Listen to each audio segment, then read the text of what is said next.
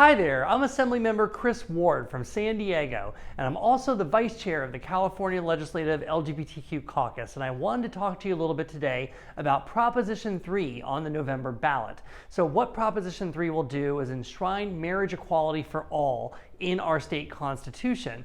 And this is critically important because when you go back to the year 2008, regrettably, California voters actually passed Proposition 8, which limited who can get married in our state.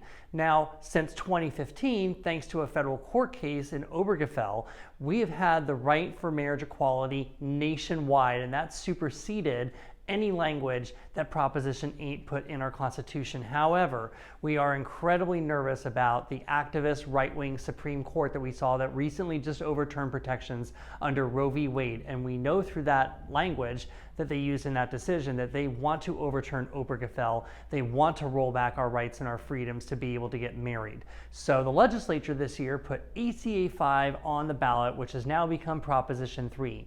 It will take out and eliminate that horrible language that we had in Proposition 8 and replace it with an affirmative statement that ensures the right for everybody to get married to whom they love here in the state of California in our state constitution. So we hope that you agree, along with the clear supermajority of California voters, that it is the right thing to do to be able to support people in whom they love, and vote yes on Proposition 3.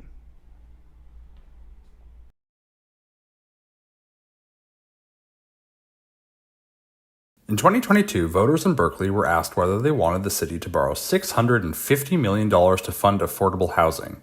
59% of the voters who turned out, an overwhelming majority, said yes. The measure failed. How is that possible, and how would a statewide proposition on this year's ballot change the electoral math behind borrowing? Hi, I'm Ben Christoper, housing reporter with Cal Matters, and this is Prop 5 in a minute.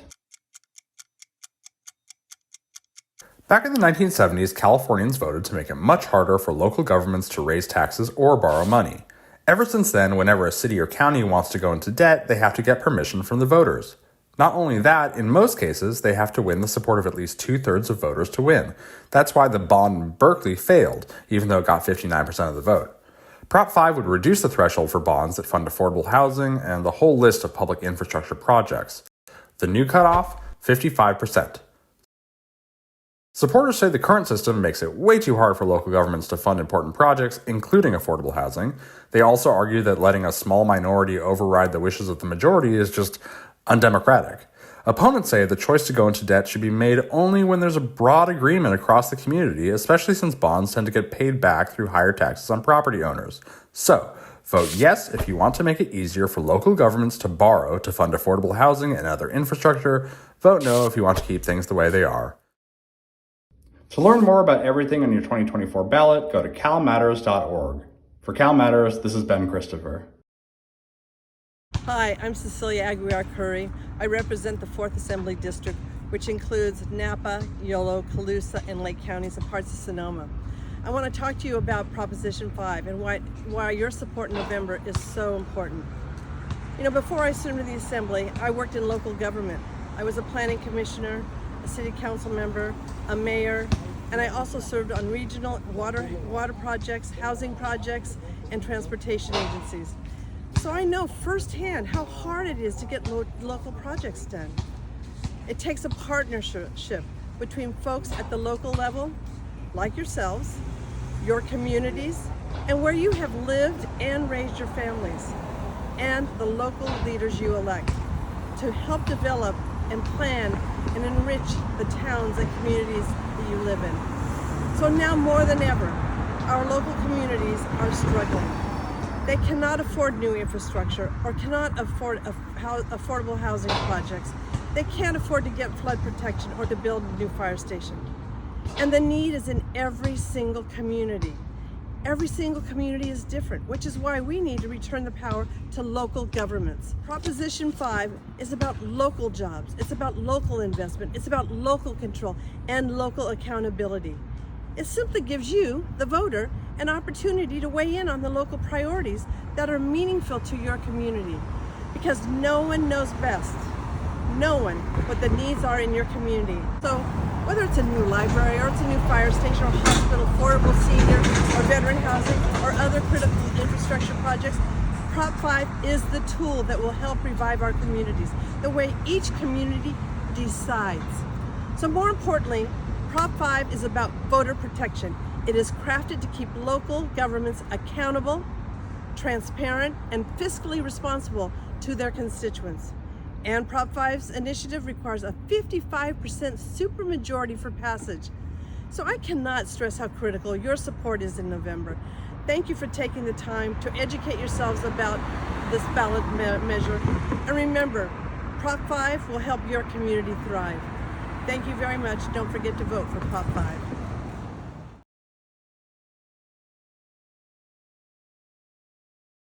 Hello, California. Today, we're discussing a crucial and transformative measure on the upcoming ballot, Proposition 6. This initiative aims to end involuntary servitude in our state once and for all. Involuntary servitude is slavery, plain and simple. It's a practice that has no place in a just and modern society. Yet remnants of this archaic system still persist in California. Involuntary servitude refers to situations where people are forced to work against their will under the threat of punishment. It's a form of modern-day slavery that strips people of their basic human rights and dignity. And I think that we all can agree that consent is something that's sacred. It's something that we should really fight and defend, And I think that when it comes to incarcerated people, for whatever reason, we've left this population vulnerable to not having that right to consent. And it's kind of like, well, once you're incarcerated, you lose that right. And you get to just, be forced into whatever the state deems is necessary.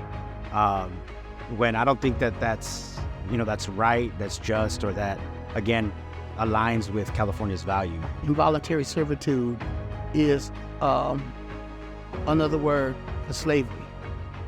I guess, they can dress it up, but, this pig still got lipstick, but it's still a pig. And to the most part, the fight for California, because the fight for California is only part of the fight. And what we think that's happening in California that makes us really distinct is we're trying to not eliminate it just in the Constitution. We're trying to fight to change the practice of slavery.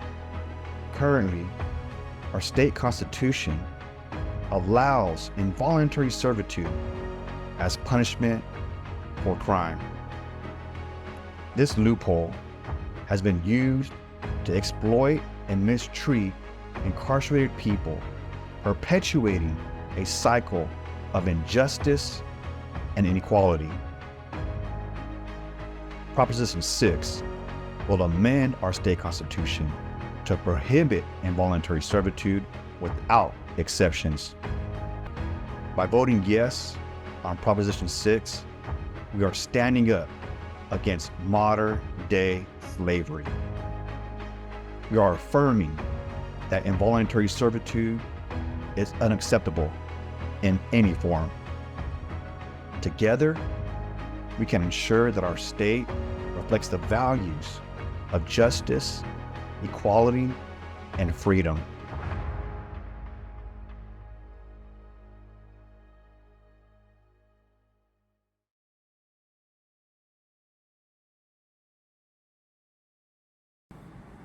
Hi, my name is Lorena Gonzalez, and I'm president of the California Federation of Labor Unions.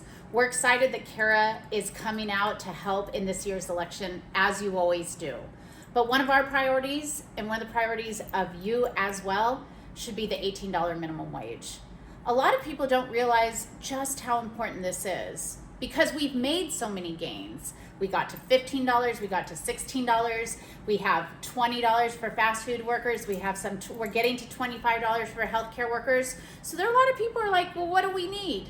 We need people who are making the minimum to be able to have a living wage, to be able to, if they work hard enough, 40 hours a week, that they should be able to live. $18 won't do it on its own, but it'll start to get them there. And it has an escalator, so that will increase every single year. We've got to stand up not just for union workers, but workers who wish they had a union. Those workers who are currently toiling at $16 an hour and can't make it in most parts of California. So we're glad you're joining us. I want to, hopefully we'll go out there and be successful at changing this for all those workers who desperately need a raise.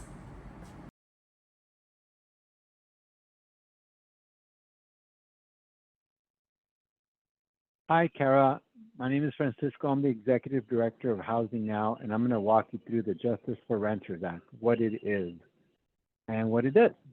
Prop 33 would restore the right of local communities to expand rent control. Currently, on our books in California, we have a law called the Costa-Hawkins Act, which limited what local cities could do with respect to its local rent control. So if you are a family that lived in a single family home or a condo, that was a type of property that Costa-Hawkins prohibited local cities from covering under rent control. Also, any building built after 1995, or in the case of Los Angeles, 1978, and San Francisco, 1979, the years that rent control was established in those cities. The other way that Costa-Hawkins limits what local cities can do is that it prevents them from establishing any type of control once an old tenant moves out and a new tenant moves in. So this is what's called vacancy decontrol. And that means that landlords can raise the rent as much as they'd like on the mixed tenants. So local governments will be able to cover these types of properties under their rent control, but it doesn't mean that they have to. The actual text of the proposition just says that the state cannot limit the right of any city or county or city and county to maintain, enact, or expand rent control, residential rent control. Now, the opponents say that this will cause developers to build less, and NIMBY cities will pass strong rent control in order to prevent new housing. Our coalition says we need both rent control and greater public investment in affordable housing, and that we need elected officials that support both of these at all levels of government. In fact, we actually have a campaign going right now called 1 Million Homes, where we're calling on Governor Newsom to fully fund his goal of 1 million affordable homes by 2030. So I'm hoping you all can support that campaign as well. Check it out at 1millionhomesca.org. Now, there's a bunch of ways that Costa-Hawkins is making it worse in terms of our rising rents. For one, it is contributing to the dwindling amount of housing stock that is covered by rent control. In places that have rent control, but you have these properties that are not covered and there's a lot of demand, well, in those areas, it is continuing to drive up rents. It also means that landlords are able to, are incentivized to really get rid of long-term tenants because they're going to be able to charge new tenants as much as they'd like. And what we have seen that corporate landlords have really rushed into this area, particularly buying single-family homes because they know they can rent them out at, and won't be regulated. Those rents won't be regulated by local jurisdictions. Now, rent control polls very well But most renters do not have any type of rent control, and so it does lend itself to being confused by the opposition. The campaign for Prop 33 is focusing on their motto, the rent is too damn high. If you support that, you want to support Prop 33. The opposition is really backed by corporate real estate interests. The California Apartment Association has put in $10 million, and the California Association of Realtors has put in $22 million. In particular, they have set up this new fund called Homeownership for Families, where they not only are opposing Prop 33, but they're also opposing Prop 5, which actually is something that makes it easier for local governments to fund affordable housing. And I point that out to show how disingenuous our opposition is in calling out that rent control will make it harder to build more housing when they themselves are opposing a policy that would make it easier to build. And so I'm hoping that this answers your questions on Prop 33 and that we continue to get your support. Thanks. Where will I live? Where will I live? Where will I live?